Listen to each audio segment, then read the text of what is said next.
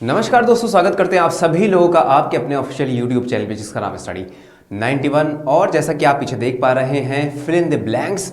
Fill in the blanks एक ऐसा topic है जो हर एक एग्जाम में होता है, चाहे हम बैंक की बात करें, इंश्योरेंस एग्जाम की बात करें या एसएससी की बात करें। और एसएससी के जितने भी एग्जाम्स हैं सब में फिल इन द ब्लैंक्स आता ही आता है। और फिल इन द ब्लैंक्स कई प्रकार के होते हैं, जैसा कि यहाँ पे लिखा है जितने भी प्रकार के होंगे, जितने भी possible fill in the blanks आ सकते हैं, वो सारे के सारे यहाँ पर मैं बताऊंगा कैसे किया जाता है, क्या ट्रिक होती है, क्या अप्रोच होती है। पहले तो ट्रिक यही होता है कि अगर आपको वोकैबुलरी पता है, वर्ड्स पता है, वर्ड्स के मीनिंग, सबसे इंपॉर्टेंट चीज क्या है, वोकैबुलरी अच्छी होनी चाहिए, वर्ड्स की मीनिंग पता होना चाहिए। दूसरी चीज, अगर वर्ड्स की मीनिंग ना भी पता हो तो भी थोड़ा बहुत दिमाग लगाकर किया जा सकता है। चलिए देखते हैं हम लोग कि फिल इन द ब्लैंक्स को करने के लिए क्या जरूरी चीजें हैं, स्टेप्स हैं जो आपको लेने पड़ेंगे। सबसे पहले यहाँ पर इंट्रोडक्शन जैसा कि लिखा हुआ है, तो इंट्रोडक्शन जैसे कि इसमें लिखा हुआ है कि most frequently asked questions type होते हैं ये फिल इन द ब्लैंक्स, हर एक एग्जाम में आता है। सिंगल फिलर हो, डबल फिलर हो, और आजकल तो ट्रिपल फिलर भी आ रहे हैं, यानी कि तीन तीन ब्लैंक होते हैं। आपको लगता होगा कि जितने ज्यादा ब्लैंक्स उतने ज्यादा चीजें मुश्किल हो जाती हैं, लेकिन नहीं, जितने ज्यादा ब्लैंक्स हैं उतनी चीजें आसान होती जाती हैं। सिंगल फिलर मुश्किल होता है, डबल फिलर आसान हो जाता है, ट्रिपल अगर है तो और भी आसान हो जाता है। क्यों? आप पूछोगे इसका रीजन क्या है। इसका रीजन ये है कि भाई सिंगल में आपको कोई हिंट नहीं मिलती, लेकिन डबल या एक से दो से ज्यादा जब हो जाते हैं तो इसमें तीनों को आपको मैच कराना पड़ता है कि इसमें ये वाला आएगा, इसमें ये वाला आएगा, ये वाला आएगा, तो कहीं ना कहीं कॉम्बिनेशन बन जाता है, कॉम्बिनेशन से आपको हेल्प मिल जाती है। हाँ, तो यहां पे सबसे पहले हम लोग बात कर लेंगे types of questions asked in the examination. अब पहला इसमें क्या लिखा हुआ है, जैसा कि आप देख पा रहे हैं, according to the structure, structure के बेसिस पे कितने टाइप्स के फिल इन द ब्लैंक्स बनते हैं। तो जैसे कि यहां पर पहला लिखा है सिंगल ब्लैंक और फिलर, इसका मतलब ये हुआ एक सेंटेंस लिखा होगा और उसमें एक ही ब्लैंक कहीं ना कहीं होगा, उसमें एक वर्ड आएगा, right. A sentence with only one blank is asked, a single blank question में बी ऑफ टू टाइप्स। अच्छा, सिंगल में भी दो टाइप के क्वेश्चन बन सकते हैं। पहला वो single blank satisfying only one word, यानी कि एक ब्लैंक लिखा होगा, एक ब्लैंक बना होगा, 4 या 5 ऑप्शंस होंगे, उसमें सिर्फ एक ही वर्ड आएगा, एक से ज्यादा वर्ड नहीं आ सकते। लेकिन अगला यहां पर क्या है, हाँ, जैसे यहां पे देखो दूसरा क्या है, single blank satisfying multiple words, यानी कि एक ही ब्लैंक में कई वर्ड्स आ सकते हैं, एक से ज्यादा आ सकते हैं, राइट। अब सबसे पहले हम जो पहले वाले डिस्कस कर रहे थे कि single filler satisfying only one word, उसका ऑप्शन यहां पर एग्जांपल यहां पर दिया हुआ है। अब जैसा कि आप देख सकते हो कि यहां पर 4 ऑप्शन है और यहां पर एक ब्लैंक बना हुआ है, इसको आपको फिल करना है, एक ही वर्ड इनमें से कोई आएगा, राइट। तो चलो पढ़ते हैं और आंसर करने की कोशिश करते हैं। आप लोग भी मेरे साथ पढ़िए, क्या लिखा हुआ है पहले क्वेश्चन में, the people the death of their leader by keeping all the shops closed. लोगों ने डेथ पर अपने लीडर की कुछ किया, मुझे नहीं पता क्या किया, वही आपको लगाना है। By keeping all the shops closed, अपनी दुकानें बंद करके, काम पे नहीं गए, दुकानें बंद करके। क्या किया होगा डेथ पे? अनाउंस किया? नहीं, अनाउंस करते तो अनाउंस करने के बाद वो ऐसा तो नहीं है कि बाय कीपिंग, यहां पे लिखा ना by keeping all the shops closed, सारी दुकानें बंद करके कुछ किया, क्या अनाउंस नहीं किया होगा। प्रोटेस्ट क्यों करेगा भाई, यहां पे प्रोटेस्ट ऐसा तो बात नहीं हो रही कि जनता की कोई विरोध की बात हो रही है तो हम प्रोटेस्ट करें। एक्सेप्ट मतलब स्वीकार किया, दुकानें बंद करके नहीं, बल्कि मोर्ड। मोर्ड का मतलब क्या होता है, मोर्निंग का मतलब क्या होता है, मतलब शोक जताना, राइट, शोक जताना, या हम कह सकते हैं एलेजी। एलेजी का मतलब क्या होता है, सैडनेस। तो ये वाला ऑप्शन सी वाला इसमें सही हो जाएगा, according to the given sense of the sentence. इसका मतलब ये हुआ कि वोकैबुलरी तो आनी चाहिए और साथ ही साथ आपको सेंटेंस को पढ़ना है, स्ट्रक्चर देखना है और ये भी समझना है कि यहाँ पे जो भी वर्ड आएगा, जैसे कि हम लोग ने क्लोज टेस्ट में किया था, यहाँ पर जो भी वर्ड आएगा वो पॉजिटिव नेचर का होगा या नेगेटिव नेचर का होगा। तो यहाँ पर एक पॉजिटिव वर्ड नहीं आएगा क्योंकि डेथ की बात हो रही है, इसलिए क्या आ गया, एक नेगेटिव वर्ड आ गया, उस पर शोक व्यक्त करने की बात आ गई, इसलिए मोल्ड हो गया, राइट। नेक्स्ट, हाँ, अगला क्या लिखा हुआ है, जिसमें सिंगल ब्लैंक तो होता है लेकिन सेटिस्फाइंग मल्टीपल वर्ड्स, यानी कि उसमें एक से ज्यादा वर्ड आ सकते हैं। अब पहला क्वेश्चन जैसे यहां पे लिखा हुआ है, मेरा ही नाम लिखा हुआ है, क्या लिखा है? Mister John was the first to this novel method in our factory. कहना चाहता है कि मिस्टर जॉन जो थे वो पहले थे हमारी फैक्ट्री में इस तरह के नॉवेल मेथड को लाने के लिए, राइट। नॉवेल मेथड का मतलब यहाँ पे क्या है? आदर्श रूप, अच्छा जो मेथड था वो लाने के लिए पहले व्यक्ति कौन थे? जॉन। अच्छा, was the first to this novel method in our factory, कोई नई चीज लाने के लिए। तो अब देखो यहां पर कोई नई चीज लाने के लिए हम स्टार्ट भी कह सकते हैं, right. John was the first to start this novel method, start करने के लिए। स्टार्ट को और क्या कहते हैं? इनिशिएट भी कहते हैं, राइट।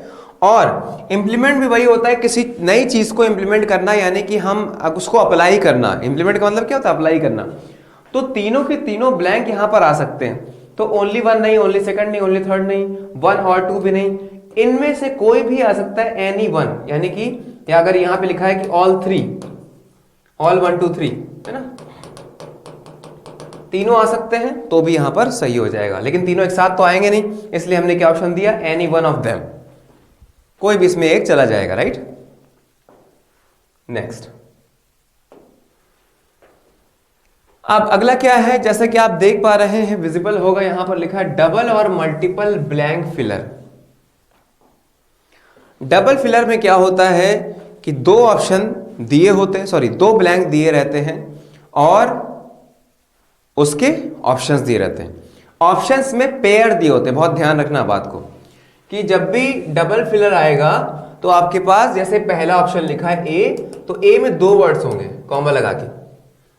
इसका मतलब ये आपको हेल्पफुल थोड़ा हो जाता है, क्योंकि आपको पेयर डिसाइड करना पड़ता है, दोनों पेयर, कि इसके साथ ये वाला पेयर। तो उसमें हेल्प क्या मिल जाती है? अगर कोई वर्ड आपको लग रहा है तो उसके बाद और आंख बंद करके आंसर नहीं लगाना कि हाँ पहला वर्ड मुझे सही लग रहा है तो मैंने लगा दिया।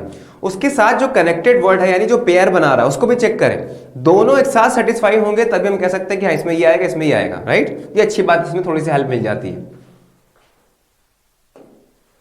जैसे कि इसका एग्जाम्पल आपकी स्क्रीन पर ये देख सकते हैं आप, क्या लिखा हुआ है? Jacob have thanked him for his help. अब यहां पर हैव लिखा हुआ है, बेटर हैव, ऑफन हैव, इसका कोई सेंस नहीं जा रहा।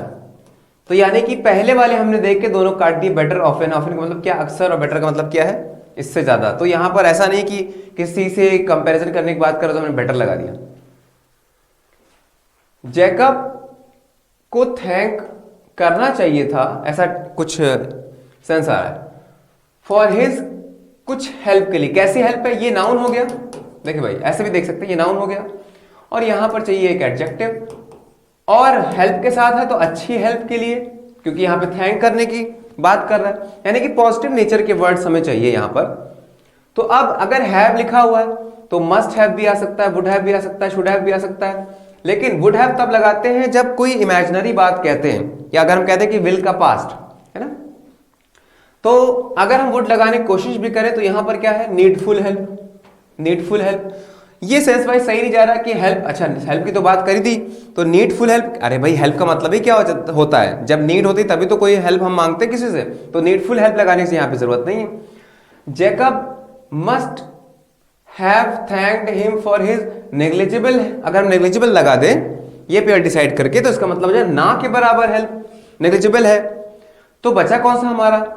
शुड और टाइमली हेल्प, ऐसी हेल्प जो कि टाइम से हुई हो, क्योंकि ऐसी हेल्प जो टाइम निकलने के बाद हो जाए उसका कोई मतलब रह नहीं जाता। कि मान लो अगर कोई मर रहा है, किसी को दवा की जरूरत है, आप 1 घंटे बाद पहुंचिए तो उसका कोई मतलब नहीं, वो हेल्प अच्छी नहीं कहलाएगी, राइट। आपने कोशिश तो की लेकिन हो सकता है बहुत देर हो जाए, इसलिए timely help. Jacob should have thanked him for his timely help, C वाला ऑप्शन इसमें सही हो जाएगा। नेक्स्ट, अगला क्या है देख पा रहे हैं? Two blanks satisfying only a single word within 2 different sentences. अब इसमें होता क्या है? ब्लैंक तो 2 होंगे, है ना, ब्लैंक तो 2 होंगे, लेकिन एक ही वर्ड दोनों जगह आएगा, यहां पर एक्स, यहां पर एक्स, राइट। सेम वर्ड दोनों जगह आएगा, इसलिए 2 सेंटेंसेस यहां पर देता है। देखो यहां पे क्या लिखा है? Two blank satisfying only one single word within 2 different sentences, है ना। तो चलो करते हैं इसको भाई, देखते हैं पहला सेंटेंस क्या लिखा हुआ है। नॉट ओनली रवि, ना ही केवल Ravi, but also his friends movies, watch movies, like movies, device movies, device. अच्छा यहाँ पे दो डिवाइस लिखे हुए हैं, एक डिवाइस का स्पेलिंग ये है और एक डिवाइस का स्पेलिंग ये है, ये देखिए। तो अगर आप सोचो कि कोई एक वर्ड गलत है, नहीं, जो हम लोग डिवाइस का यूज करते हैं कंप्यूटर वगैरह में कि ये चिप है, ये डिवाइस है, एक नई डिवाइस का इन्वेंशन हुआ है, तो वो सीई वाली डिवाइस क्या होती है, इन्वेंशन टाइप का, जो इलेक्ट्रॉनिक्स चीज में हम या इलेक्ट्रिकल चीजों में डिवाइस का यूज करते हैं, राइट।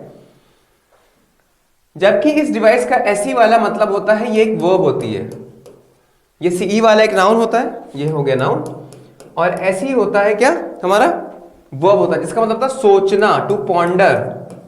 पॉन्डर का मतलब क्या होता है, गंभीरता सोचना, गहन अध्ययन करना, टू पॉन्डर, राइट। तो अब अगर हम यहां पे डिवाइस मान लें तो क्या यहां पर डिवाइस आ सकता है, he asked me what the time was by my device, है ना।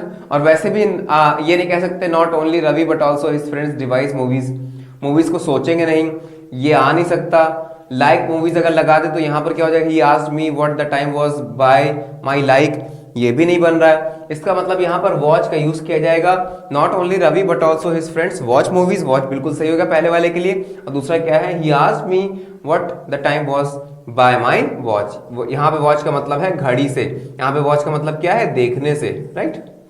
एक जगह वर्ब आ गया, एक जगह नाउन आ गया, एक ही वर्ड दोनों जगह आ गया, राइट। इतनी बात समझ में आई कि ऐसा भी आपको फिलर एग्जाम में मिल सकता है। अब अगला क्या लिखा है, according to the words given. अब और भी कुछ टाइप के फिलर्स या फिल इन द ब्लैंक्स बन सकते हैं जिसमें वर्ड के टाइप से डिपेंड करेगा कि वो कौन सा फिलर है। जैसे कि यहां पे लिखा हुआ है, देख पा रहे हैं आप लोग, प्रेपोजिशन बेस्ड। अक्सर एग्जाम में देखा गया कि प्रेपोजिशन बेस्ड फिलर आता है, पूछा जाता है, बहुत ज्यादा पूछा जाता है। जैसे कि यहां पर लिखा हुआ है, हाँ देखिए, my elder brother has a great aptitude mathematics. कहना चाहता है कि मेरा जो बड़ा भाई है वो, उसकी योग्यता काफी अच्छी है, किस चीज में, मैथमेटिक्स में, बहुत अच्छा ये कहना चाहता है। एप्टीट्यूड का मतलब योग्यता। अब अगर हिंदी के सेंस वाइज देखा जाए तो ऐसा समझ में आ रहा है कि my elder brother has a great aptitude in mathematics, आना चाहिए। लेकिन मैं आपको बताऊं, जो फिक्स्ड प्रीपोजिशन वाला केस होता है, इससे पहले मैंने प्रीपोजिशन के कई चैप्टर्स पढ़ाए भी हैं। अगर आपसे मिस हो गए हैं तो आप जाके प्रीपोजिशन देख सकते हो, बहुत ही हेल्पफुल है, बहुत हेल्प मिलेगी। अगर नहीं देखा तो आज मैं बता सकता हूं, आपको बता भी देता हूं कि यहां पर एप्टीट्यूड एक ऐसा वर्ड है जो कि यहां पे इसने यूज किया है, एप्टीट्यूड। इसके साथ एक फिक्स्ड प्रीपोजिशन जाता है जो कि है फॉर। देखिए भाई, my elder brother has a great aptitude for mathematics, और ये फिक्स्ड प्रीपोजिशन का केस है जिसमें एक आ जाता है कि एक सर्टेन वर्ड के साथ एक सर्टेन प्रीपोजिशन लगता है। जैसे अग्री की बात करें तो अग्री के साथ विद लगता है, और अग्री के साथ सहमत होना, अग्री के साथ टू भी लगता है। विद तब लगता है जब किसी इंसान से, किसी व्यक्ति से सहमत होते हैं, टू तब लगता है जब उसके किसी चीज से सहमत होते हैं। जैसे प्रपोजल वगैरह की बात करेंगे तो उसमें टू आ जाएगा, राइट। तो अब यहां पर देख सकते हैं कि फॉर किस ऑप्शन में है, थर्ड ऑप्शन में है, तो हमारा आंसर जो चला जाएगा वो थर्ड चला जाएगा। नेक्स्ट, अब क्या लिखा है यहां पर, और कौन सा फिलर हो सकता है, और कौन सा फिल इन द ब्लैंक्स हो सकता है, वो हो सकता है आर्टिकल बेस्ड। आर्टिकल का मतलब क्या होता है बच्चों, सभी लोगों ने पढ़ा है, आर्टिकल की एक्सरसाइज में मैं पढ़ा चुका हूं। अगेन जिसको आर्टिकल पढ़ना है वो जाके आर्टिकल जरूर देखे, और आर्टिकल को बिल्कुल एक नए तरीके से, नए ढंग से बताया गया है ताकि आपके सारे डाउट्स क्लियर हो जाए। क्योंकि आर्टिकल ऐसा चैप्टर है जिसमें होता तो सिर्फ ए एंड द है, लेकिन उसको लगाने में बहुत ही मेहनत लगती है। यानी कि आपके सारे कॉन्सेप्ट क्लियर होंगे तभी आर्टिकल सही कर पाओगे, अदरवाइज इतने ज़्यादा उसमें कॉन्सेप्ट से, हम नियम नहीं कहेंगे, नियम वो होता है जिसमें कोई लॉजिक नहीं मिलता हमको, लेकिन हमने बताया था आपको हर एक चीज़ बताई है लॉजिक के साथ। हाँ, तो आर्टिकल बेस्ड फिलर्स भी आ जाते हैं, और कभी कभी क्या होता है ना, आर्टिकल से हमें हेल्प भी मिल जाती है। फॉर एग्जांपल, अगर यहां पर एक ब्लैंक है ना, और आपसे यहां पर एक वर्ड पूछा गया है और इसके आगे एन लिखा हुआ है ना, तो जाहिर सी बात है कि ऐसा एक वर्ड आएगा जो वावल साउंड से स्टार्ट होता है। अगर यहां पर ए है तो ऐसा कोई वर्ड आएगा जो कि वावल साउंड से स्टार्ट नहीं होता, यानी कि इसके बाद अगर लिखा है इंस्टीट्यूट तो ए इंस्टीट्यूट नहीं हो सकता, ए नहीं आएगा। तो ये हेल्प मिल जाती है आर्टिकल से। तो जैसा कि यहां पर देख पा रहे हैं लिखा हुआ है, she wants to learn guitar as soon as possible.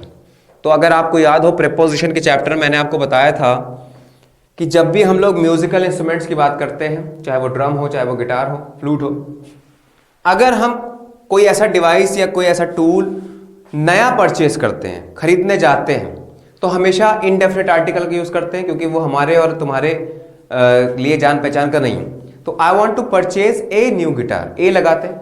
तो यहां पर आपको लग सकता है कि she wants to learn a guitar या विदाउट एनी आर्टिकल। अगर हम यहां पे चौथा ऑप्शन दे दें कि नो आर्टिकल,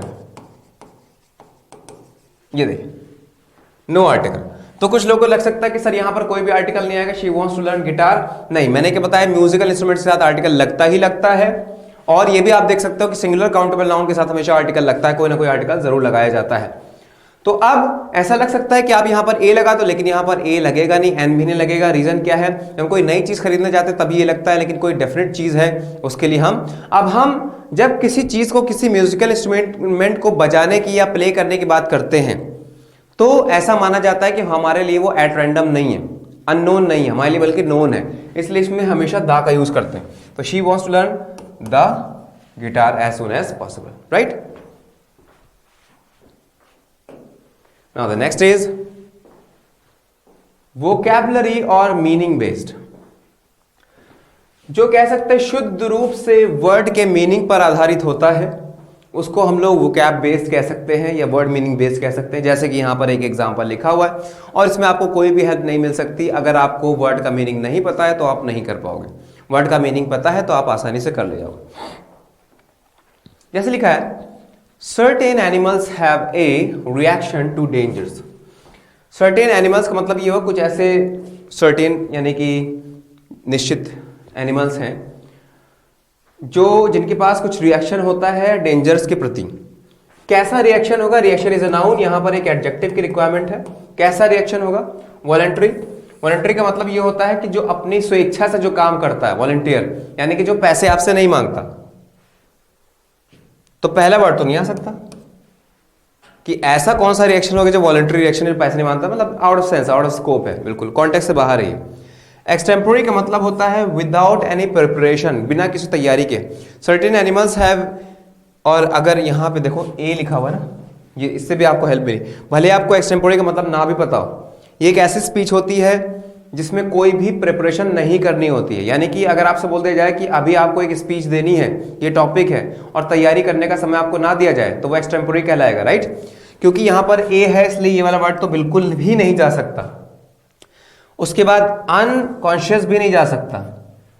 तो बचा क्या, स्पॉन्टेनियस। मतलब क्या है, कुछ ऐसे एनिमल्स होते हैं जो खतरा देखते ही स्पॉन्टेनियस रिएक्शन करते हैं तुरंत, यानी कि उनको बिल्कुल भी टाइम नहीं लगता कि जैसे ही कोई आता हुआ देखा, जैसे कछुए की बात करें, जैसे ही थोड़ी सी भी आहट लगेगी उसको, भनक हो कोई आ रहा, खतरे का एहसास हुआ, तुरंत अंदर घुस गया कवच के, है ना। तो ये यहां पर बात हो रही स्पॉन्टेनियस, यानी कि तुरंत, spontaneous, without any thinking much. Next अगला क्या है, इडियम्स एंड फ्रेजेस बेस्ड। इसका मतलब क्या हुआ, सभी लोगों को पता है कि इडियम्स फ्रेजेस का क्या मतलब होता है। फ्रेजल वर्ब या फ्रेजेस का मतलब ये होता है कि जब हम किसी वर्ब में प्रपोजिशन लगा दे तो वो फ्रेजल वर्ब या फ्रेजल्स बन जाता है, राइट, फ्रेजेस बन जाते हैं। और अगर हम इडियम्स की बात करें तो इडियम्स का मतलब होता है मुहावरे। तो हिंदी में आमतौर पर हम लोग बहुत सारे मुहावरे बोलते हैं, लेकिन इंग्लिश में नहीं पता होते। और इंग्लिश में जस्ट ऐसा नहीं है कि अगर किसी ने कह दिया 2 हाथ से ताली नहीं बजती, नहीं 1 हाथ से ताली नहीं बजती, तो ऐसा नहीं कि आप ये करो कि 1 हैंड कैन नॉट क्लैप, ये गलत हो जाएगा। वर्ड फॉर वर्ड यहाँ पे ट्रांसलेशन बिल्कुल गलत माना जाएगा, बल्कि अलग तरीके से इसको अगर हम बोले कि इसको हम इडियोमेटिक फेज में क्या बोलते हैं, तो आपको मैं बता दूं, इसको बोलते हैं इट टेक्स 2 to tango। 1 हाथ से ताली नहीं बजती, इट टेक्स 2 to tango, इसका मीनिंग है, राइट। वैसे बहुत सारे इडियम्स हैं, जब हम इडियम्स की एक्सरसाइज लेकर आएंगे तो आपको बताएंगे कि इडियम्स को कैसे याद रखा जाए, रिटेन कैसे रखा जाए, क्योंकि सिर्फ पढ़ना मायने नहीं रखता, दिमाग में रखना सबसे ज्यादा मायने रखता है। तो यहां पर लिखा हुआ है his speech was full of jargons. Jargons का मतलब क्या होता है, प्रोवर्ब्स हो गए, लोकोक्तियां हो गई, या कुछ ऐसे वर्ड जो कि आमतौर पर बहुत ज्यादा कुछ लोग यूज करते हैं, तकिया कलाम जिसको बोलते हैं ना। तो his speech was full of jargons that it went off the audience। मतलब ऐसा कहना चाह रहा है कि ऑडियंस के समझ में नहीं आया, तो it went over and above, over and over, over the head, yes over the head यानी सर के ऊपर से निकल जाना। इसका मतलब क्या हुआ, कोई भी बात समझ में ना आना। तो क्या हो जाएगा, his speech was full of jargons that it went over the head of the audience, right. Next, now coming to tricks and tips to solve fill in the blanks. Fill in the blanks को solve करने के क्या tricks and tips होनी चाहिए, जैसे कि यहाँ पर पहला पॉइंट लिखा हुआ, first of all read the statement carefully and try to understand the context that is the meaning of the sentence. देखिए भाई, वर्ड्स का मीनिंग चाहे पता हो चाहे ना पता हो, सबसे पहला काम क्या है, पूरे सेंटेंस को पढ़ना और मीनिंग को समझना कि कहना क्या चाहता है। तभी तो आपको पता चलेगा कि पॉजिटिव वर्ड चाहिए या नेगेटिव चाहिए। इसके बाद लिखा है try to fill the blank without looking at the options. ये बहुत जरूरी चीज यहाँ पे लिखी हुई है कि सबसे पहले हम ऑप्शंस की तरफ ना जाएं, सेंटेंस को पढ़ा, फ्लो में पढ़ने की कोशिश की और देखा कि उस फ्लो के साथ कौन सा वर्ड समझ में आ रहा है, कि यहाँ पे कौन सा मीनिंग आना चाहिए, मीनिंग का वर्ड आना चाहिए।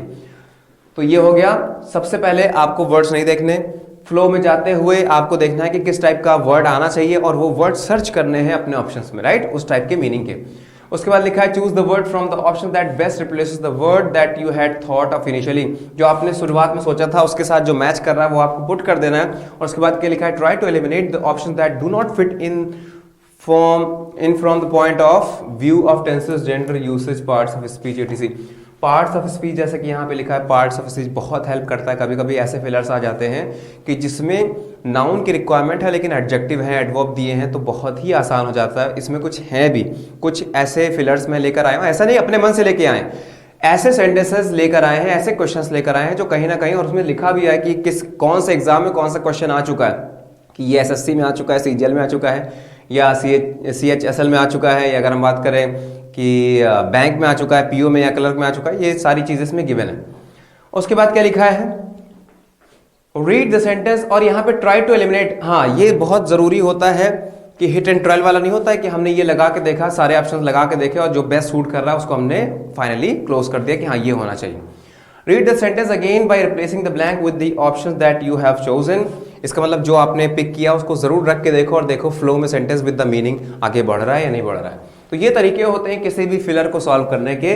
अब आ जाते हैं कि नेक्स्ट हमारे पास क्या है। उसके बाद लिखा है कि make sure that the word you have inserted in the blank enables you to read the sentence smoothly and correctly. जैसे मैंने कहा ना, स्मूथली एंड करेक्टली, सही तरीके से उसका सेंस वाइज बिल्कुल सही होना चाहिए, स्मूथ फ्लो चलना चाहिए, राइट, मीनिंग समझते हुए। उसके बाद लिखा है read the sentence one last time to ensure that there are no grammatical errors in the sentence and also check whether the sentence actually makes sense or not once you have placed the option you think is correct is in place of the blank। इसका मतलब यही है, sentence grammatically भी सही होना चाहिए, क्योंकि grammatically अगर देखा जाए कुछ ऐसे वर्ड्स जैसे नाइदर हो गया, या जैसे नाइदर के साथ नॉर होता है, या जैसे सब्जेक्ट आ गया तो उसके साथ अगर वर्ब आएगी तो कौन से फॉर्म में होगी, या अगर एक नाउन यूज हुआ है एज अ सब्जेक्ट, एक नाउन यूज हुआ है और वो प्लूरल है, तो अगर आपसे पूछ रहा है कि इसके बाद कौन सी वर्ब जानी चाहिए, तो जाहिर सी बात है कि उसके बाद अगर आर है इस तो जाएगा नहीं। ये बहुत सारी चीज़ों को हमें देखना पड़ता है, उसके बाद हम किसी कंक्लूजन पहुंचते हैं कि इसका क्या होगा।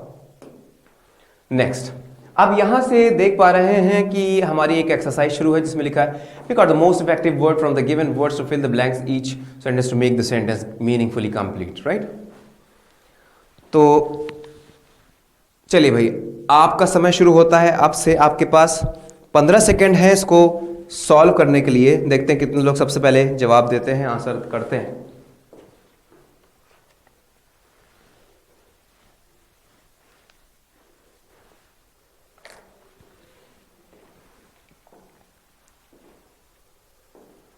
लिखा है he will impart no information anyone. Impart का मतलब होता है इम्पार्ट नॉलेज, यानी कि किसी को नॉलेज देना, इम्पार्ट है ना, प्रोवाइड कराना। So he will impart no information, कोई भी इंफॉर्मेशन प्रोवाइड नहीं करेगा टू एनीवन। तो इम्पार्ट के साथ क्या प्रदान करना, तो टू एनीवन आ जाएगा। यहां पर देखें, फ्रॉम गलत, विद गलत, फॉर गलत, सही क्या हुआ, टू।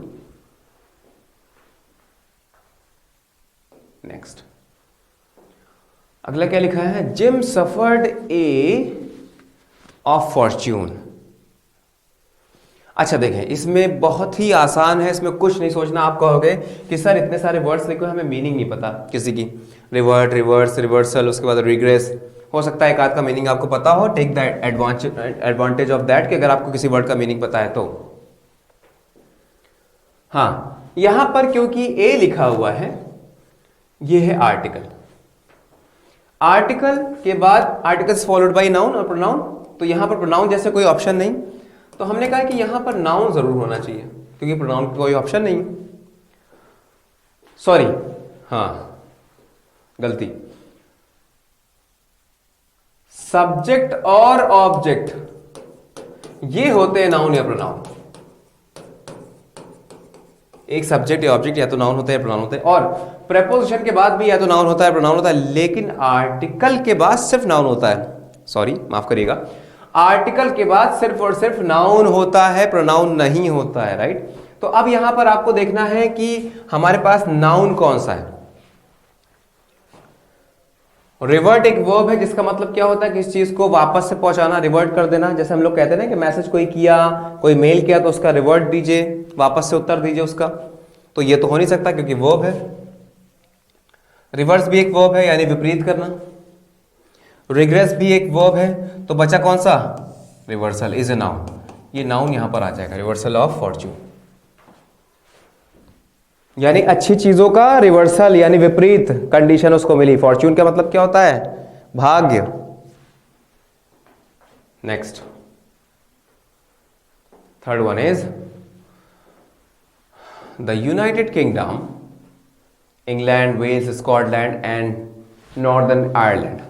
कह रहा है कि जो यूके है उसमें ये चीजें आती हैं, तो ये चीजें इंक्लूड करने के लिए कौन सी वर्ब को हम लोग यूज करें। देखिए भाई, अगर हम कह दें कंसिस्ट, तो यहां पर आगे ऑफ तो है नहीं, है ना, क्योंकि कंसिस्ट के साथ हमेशा ऑफ लगता है, कंसिस्ट जा नहीं सकता।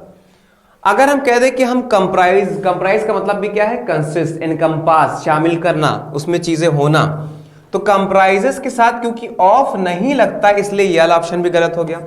बी कट गया, डी कट गया, क्योंकि कंप्राइज के साथ ऑफ नहीं लगता जबकि कंसिस्ट के साथ ऑफ लगता है।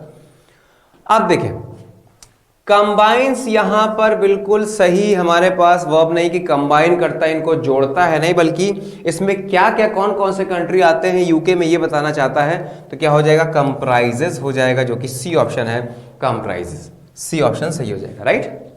नेक्स्ट पे चले आते हैं, लिखा हुआ है he was by nature and so avoided all company. Nature से वो कुछ है, इसलिए यहां पर कंपनी का मतलब ये नहीं कि जहां पर आप काम करते हो या जहां पे वो काम करता होगा, या कोई ऑर्गेनाइजेशन की बात नहीं कर रहा है यहां पर। यहां पर कंपनी का मतलब है साथ, यानी कि अगर कोई मान लो इंट्रोवर्ट टाइप का है, इंट्रोवर्ट का मतलब अपने में रहने वाला है, बहुत उसको घूमना फिरना, लोगों के साथ आना या उनके सामने आना पसंद नहीं है, तो वो लोगों की कंपनी को अवॉइड करेगा, यही सेंस आ रहा है। तो अब इंट्रोवर्ट जैसा कोई ऑप्शन तो है नहीं कि he was introvert by nature. तो टिमिड का मतलब दब्बू होता है या कायर हो सकता है ना, तो ऐसा नहीं कि कायर है तो वो कंपनी को अवॉइड करेगा ना। कॉर्डियल का मतलब ये होता है जो लोगों से व्यवहार बनाए, ये भी नहीं हो सकता, ये भी नहीं हो सकता। ग्रेगेरियस का मतलब होता है फ्रैंक, तो बताओ अगर कोई फ्रैंक होगा तो क्या अवॉइड करेगा लोगों की कंपनी, नहीं, बल्कि वो एंटी सोशल होगा, तभी वो लोगों की कंपनी। एंटी सोशल के कई मतलब होते हैं, एंटी सोशल का मतलब ये भी होता है कि जैसे कोई चीज़ें अच्छी जा रही हैं सोशल तरीके से, या अगर हम ह्यूमैनिटी की बात करें, लोगों की बात करें, तो अगर हमें वो सब सारी चीज़ें नहीं पसंद आ रही हैं, लोगों का जो अच्छा व्यवहार है, साथ मिलजुल कर रहते हैं लोग, तो वो एंटी सोशल कहलाता है। और आप देख ही पा रहे हैं कि बहुत सारे लोग ऐसे हैं जो एंटी सोशल हैं, तो यहाँ पर क्या हो जाएगा, एंटी सोशल।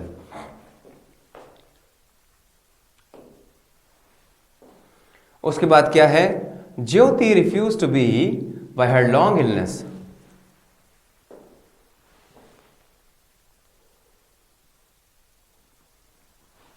ज्योति ने इंकार कर दिया अपनी लंबी इलनेस के बाद, क्या होने से इंकार कर दिया। डिस्पैच का मतलब भी किसी चीज को हटाना या फेंक देना, डिस्पर्स भी वही होता है, डिस्पेंस भी वही होता है, किसी चीज को रिमूव कर देना, हटा देना, तो रिमूव का सेंस नहीं आ रहा है। ज्योति रिफ्यूज टू बी डिसस्पिरिटेड, मतलब क्या हुआ, स्पिरिटेड का मतलब क्या होता है, जैसे हम कहते हैं कि मैन ऑफ स्पिरिट, एक्चुअली इसको मैन ऑफ स्पिरिट्स बोला जाता है, तो मतलब क्या होता है, कोई जिंदा दिल इंसान, मैन ऑफ स्पिरिट्स, राइट, कि जिसको कुछ करने के, आगे बढ़ने की चाह होती है। मतलब लंबे समय की इलनेस के बावजूद भी ज्योति ने कहा कि मैं डिसअपॉइंटेड नहीं, तो क्या हो जाएगा, डिसस्पिरिटेड। ये सी वाला। नेक्स्ट,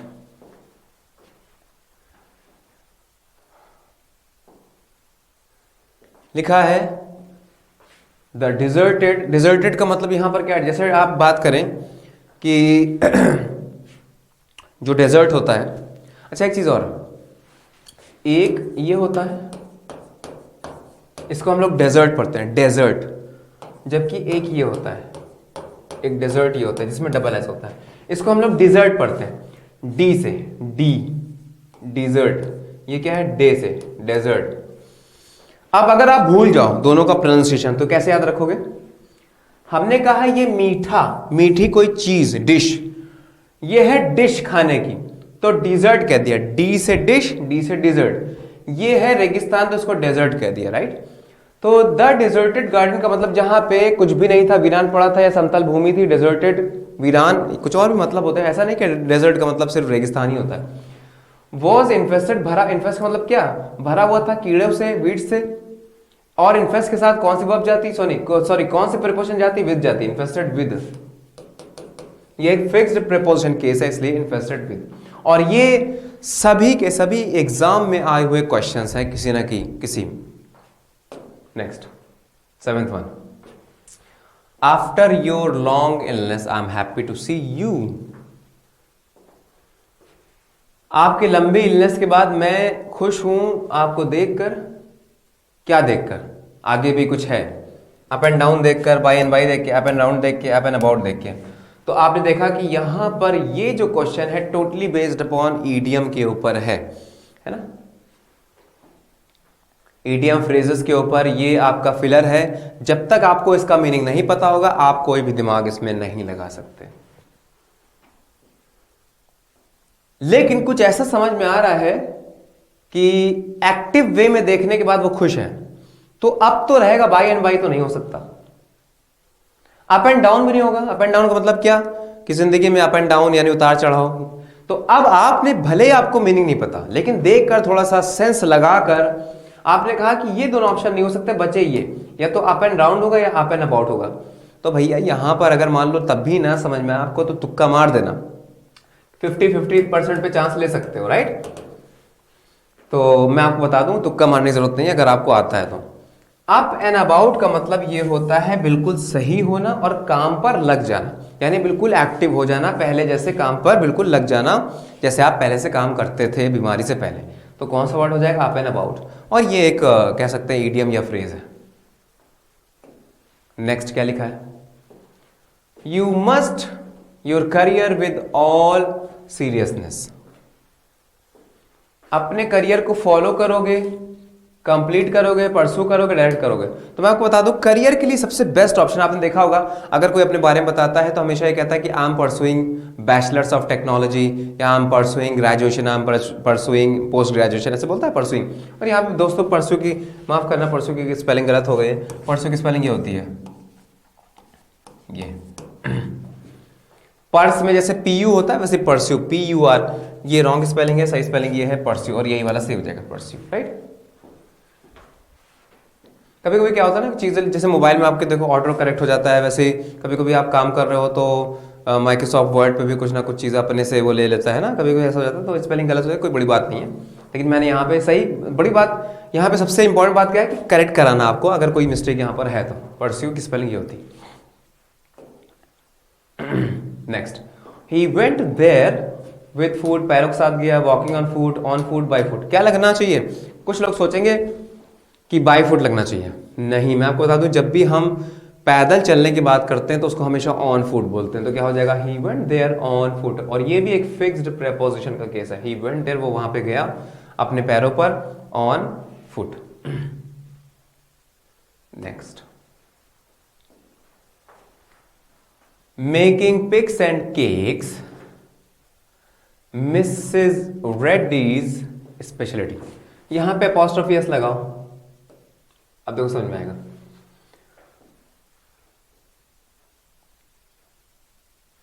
पिक्स और केक्स बनाना जो है, मेकिंग यहां पे सब्जेक्ट है, सब्जेक्ट वर्ब एग्रीमेंट के ऊपर ये आधारित एक फिलर है।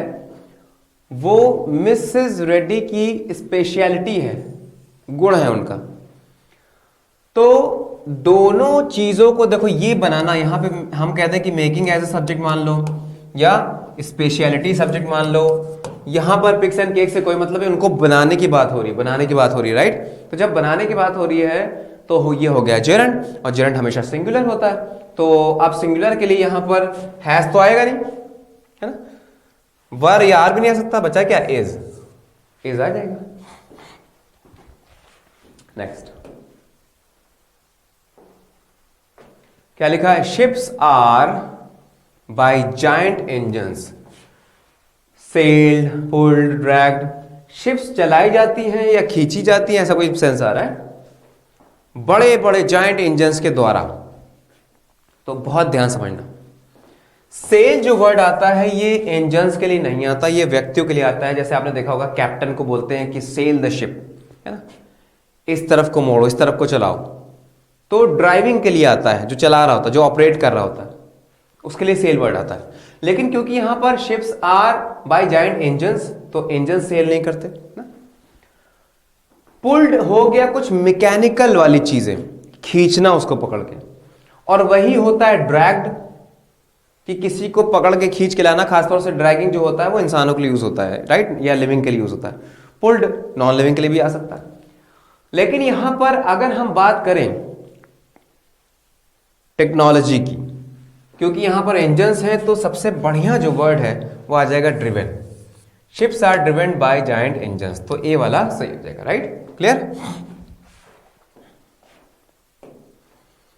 नेक्स्ट इज शी, अच्छा यहां पर देखिए स्पेलिंग थोड़ी सी गलत होगी, पाइप्ड नहीं होगा बेटा, पिप्ड होगा, पिप्ड। शी पिप्ड हर राइवल, राइवल का मतलब क्या, दुश्मन, जिससे कंपटीशन होता है। राइवल ऐसा नहीं कि वो नेगेटिव टर्म में कोई दुश्मन हो जाए, एनिमी हो जाए, नहीं। राइवल वर्ड तब यूज करते हैं जब एक पॉजिटिव सेंस में कंपटीशन की चीज करते हैं, तो वो राइवल होता है। जरूरी नहीं कि वो आपका बुरा चाहे।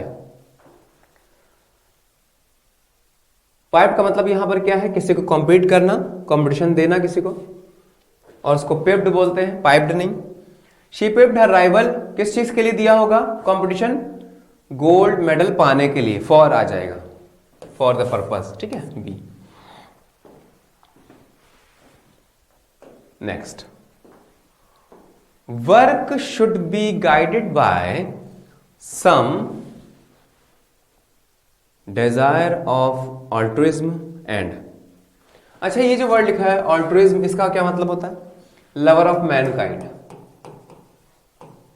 मैनकाइंड मतलब क्या हुआ, परोपकारी व्यक्ति, जो दूसरों का सम्मान करता है, इंसानों का सम्मान करता है, ह्यूमैनिटी उसके अंदर होती है, अच्छा इंसान होता है, उसको क्या कहते हैं, ऑल्ट्रुइस्ट या ऑल्ट्रुइज्म। तो work should be guided by some, कुछ अच्छा ही आएगा ना। यहां पे गुड डिजायर के साथ of altruism and liberty, liberty की यहां पर बात नहीं हो रही है, यहां पे कोई आजादी की आपसे बात नहीं कर रहा है। शैलो का मतलब तो बहुत ज्यादा जो डीप नहीं होता वो होता है शैलो, तो शैलो की बात नहीं करके work should be guided by some shallow, नहीं।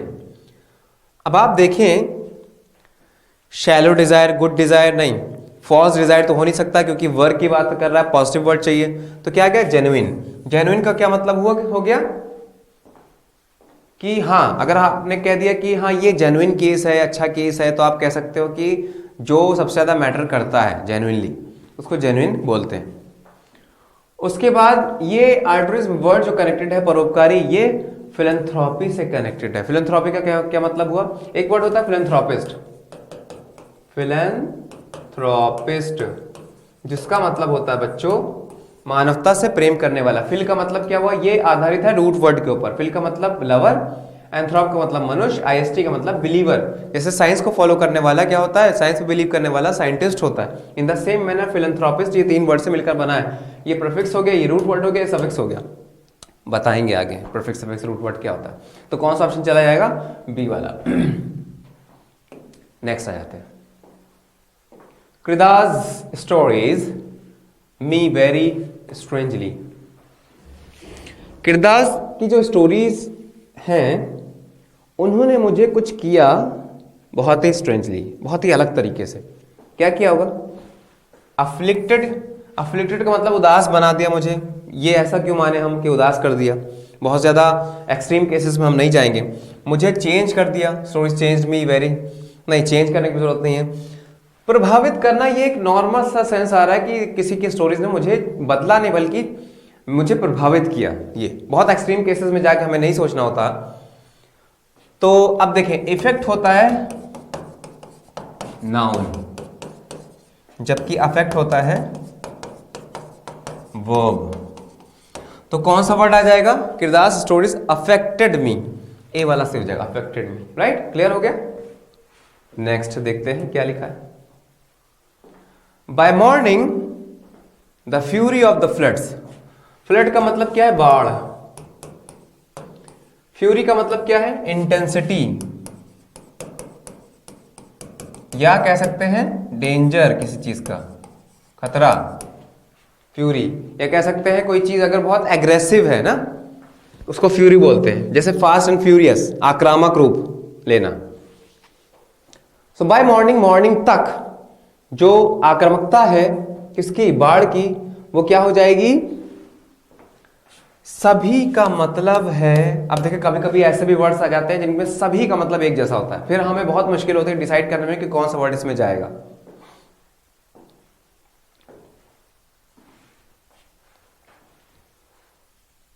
रिसीट का मतलब भी कम होना, कोई चीज। एप्ट का मतलब भी कम होना, और रिटायर्ड तो नहीं हो सकता, ये हटा दिया, है ना। अब 3 वर्ड हमारे पास बचे, तो मैं आपको बता दूं कि एप जो वर्ड यूज होता है, ये जो समुद्र में कह सकते हैं कि ज्वार और भाटा जो आता है, यानी पहले समुद्र की लहरें ऊपर उठती हैं फिर गिरती हैं, उनके लिए एब, जब गिरने के लिए यूज होता है तो उसके लिए एब। तो यहां पर बाढ़ में कोई लहरें नहीं बन रही हैं, राइट, कि लहरें जो बन रही है वो कम हो जाएंगी, तो एब्ड वर्ड भी हटा दिया। रिसीडेड का मतलब होता है धुंधला, धुंधले के सेंस में आता है, जो दिखाई ना पड़े। तो ऐसा तो है नहीं कि फ्लड जो है फिर अचानक से गायब हो गई, दिखाई नहीं पड़ रही है। तो कौन सा वर्ड बचा? अबेटेड का मतलब जिसकी शक्ति कम हो जाना, यानी जिसकी स्ट्रेंथ कम हो जाना, और यही अबेटेड सेंस वाला वर्ड यहां पर आ जाएगा। राइट, क्लियर है? कोई डाउट तो नहीं? तो दोस्तों आगे और भी हमारे पास क्वेश्चंस हैं, लेकिन यहां पर चलो देख लेते हैं, ज्यादा क्वेश्चंस नहीं बचे होंगे। 16th वाला करते हैं। When she parted her parents her eyes were full of tears. जब अपने, देखो 2 वर्ड होते हैं, एक होता है पार्ट विद, एक होता है पार्ट फ्रॉम। पार्ट विद का मतलब होता है टू स्पेंड, खर्चा करना, जबकि पार्ट फ्रॉम का मतलब होता है जुदा होना, सी ऑफ करना, सेपरेट होना, सी ऑफ, सेपरेट होना किसी से। देखो, जब अपने माता पिता से क्या हुई होगी? सेपरेट हुई होगी, उसकी आंखें भर गई किससे? टीयर से। तो अब कौन सा वर्ड जाएगा दोस्तों? Part from. When she parted from, parted away नहीं। क्लियर है? कोई डाउट नहीं होना चाहिए। Next, he went to oblige his superior. He went on his way, अपने तरीके से on his way। लेकिन यहां पर जब on his way लगाओगे तो उसका मतलब हो जाएगा अपने मार्ग पर, जबकि हमें यहां पे एक इडियोमैटिक फ्रेज का यूज करना है। in his way होता नहीं कभी, with his way भी नहीं होता, तो बचा क्या? out of his way। मतलब आउट ऑफ हिज वे का मतलब ये होता है कि आमतौर पे जो आप करते हो उसके थोड़ा सा ऑपोजिट चीज अगर करना तो वो कहलाता है आउट ऑफ समवन्स वे। तो यही वाला ऑप्शन सही हो जाएगा, क्योंकि यहां पर हम उस मार्ग की बात नहीं कर रहे, उस राह की बात नहीं कर रहे, बल्कि किस तरीके से पेश आया है वो उसकी बात हो रही, कि आभार व्यक्त किया सुपीरियर जो था उनके प्रति अपने आउट ऑफ वे जाकर। ठीक है, next, during a period of protracted illness the sick can become infirm, both the strength to work and many of the specific skills that were once possessed. जब कोई बहुत लंबे समय से इलनेस में होता है तो जो सिक होता है, बीमार होता है, वो क्या हो जाता है? इन्फर्म हो जाता है। और both the strength to work and many of specific skills that were once possessed, जो उसके पास थी वो धीरे धीरे लूज करता जाता है। तो लूज करने के लिए डिनाई हो नहीं सकता, डिनाई का मतलब मना होता है, परस्यू करेगा नहीं, उसको प्राप्त नहीं करेगा, बल्कि रिगेन भी नहीं करेगा, बल्कि लूज करता जाएगा क्या? स्ट्रेंथ को। तो डी वाला ऑप्शन सही हो गया। राइट, तो उम्मीद है यहाँ तक आप सभी लोगों को समझ में आया होगा। इसकी आगे जो भी एक्सरसाइज है वो हम लोग पार्ट 2 में सॉल्व करेंगे, और उम्मीद है कि आपने फिलर्स को सॉल्व करना सीखा भी होगा, समझ में भी आया होगा, और आप क्वेश्चंस बहुत ज़्यादा, जितने ज़्यादा क्वेश्चन सॉल्व करेंगे उतना ज़्यादा समझ में आएगा। तो आज के लिए अपनी वाणी को यहीं पर विराम देते हुए मिलेंगे अगले लेक्चर में इसका पार्ट 2 लेके। तब तक के लिए ta ta, bye bye, take care और जय हिंद।